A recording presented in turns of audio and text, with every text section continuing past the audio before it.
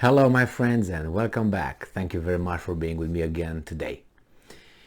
The reason why I picked this article is because I would like to use it in the future and now obviously to make a point. And the point is that they, being a few countries that support Ukraine's efforts to defend itself from the Russian invasion.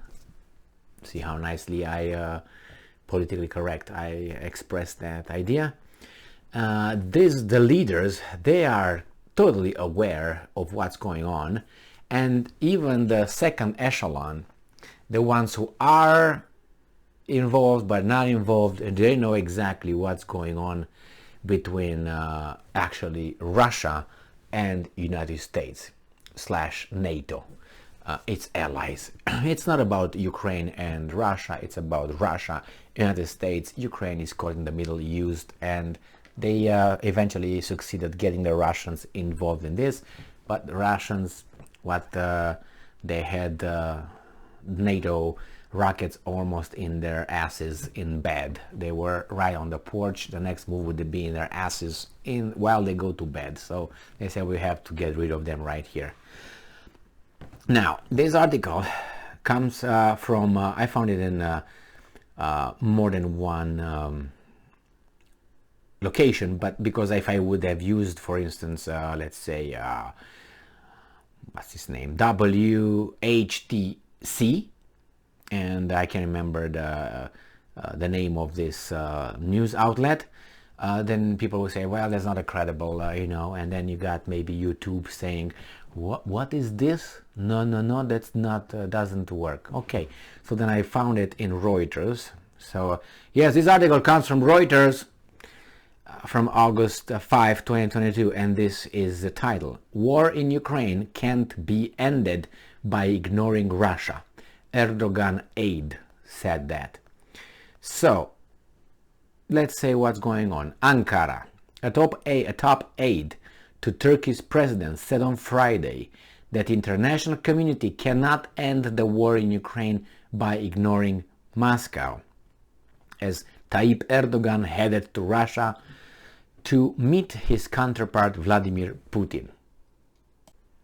And it's getting a little bit deeper than that, not a little bit, a lot deeper, I would say.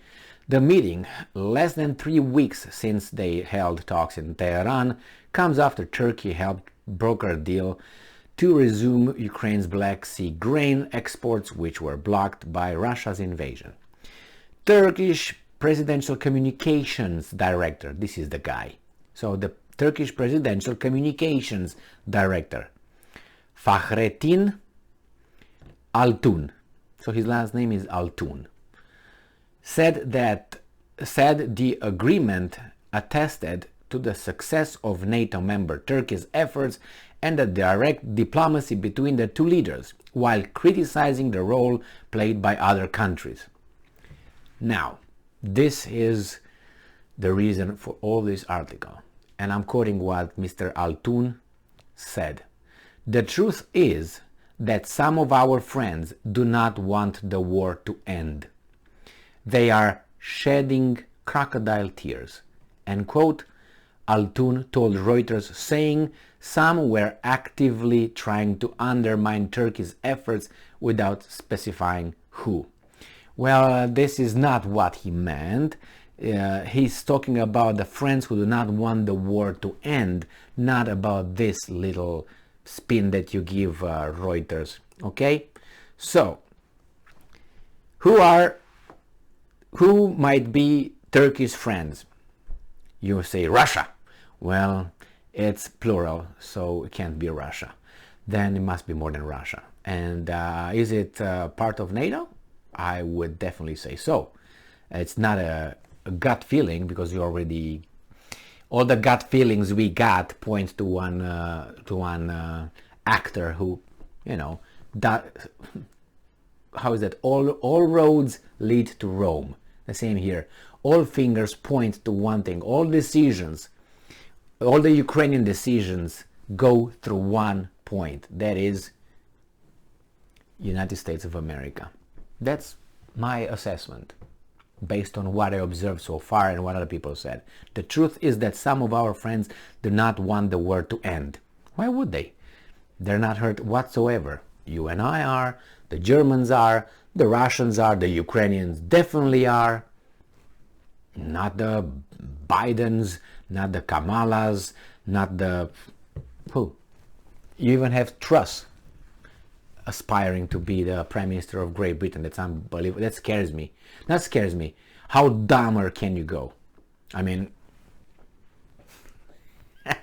I'm talking about Great Britain now. I'm not including United States in this question, because we see, oh my God, all right. And I'm quoting again, the international community cannot end the war in Ukraine by ignoring Russia. Diplomacy and peace must prevail, end quote, he said.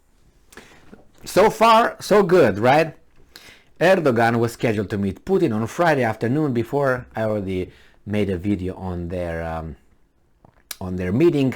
Turkey has relatively good relations with both Ukraine and Russia, but while it has criticized the invasion and provided Ukraine with arms, it has broken with Western allies by not imposing sanctions on Russia. And I'm quoting, "We are looking to harness Turkey's relationships with Russia and Ukraine to work towards a mutual acceptable solution," Altun said. But yeah, but you're not a decision maker, Altun. Also, you're allowed by your bosses to do everything you do. And the thing that you were allowed to broker this understanding and between the Russians and United Nations and Ukrainians is because you were allowed. What do you think? If the Americans would have told no, they would have made sure the United Nations would not get involved. Someone, they would make sure Ukraine would not get involved. They would say no, Ukraine would say no, and find something else. While there is a close cooperation with Russia on energy supplies, there has also been military competition between them in Syria, Libya and Azerbaijan. Well, we know what's going on over there. Friday's talk between Erdogan and Putin were also likely to deal with Turkey's threat to launch new military operation in Syria to extend 30 kilometers, 20-mile deep safe zones on the border. So everything dies within those 20 miles. Everything is going to be burned. They already did. Russia and Turkey signed some agreements regarding getting rid of all terrorist groups in Syria. Syria was not asked about it, but it's for the good of Syrian people. So they will do that, as the troops, American troops that are still in the United States in Syria and sucking the oil of Syria for free. Thank you very much for being with me again today. Don't forget, some of our friends don't want this war to end, and they're shedding crocodile tears for Ukraine. Stay strong, stay smart, look for the truth, and be just.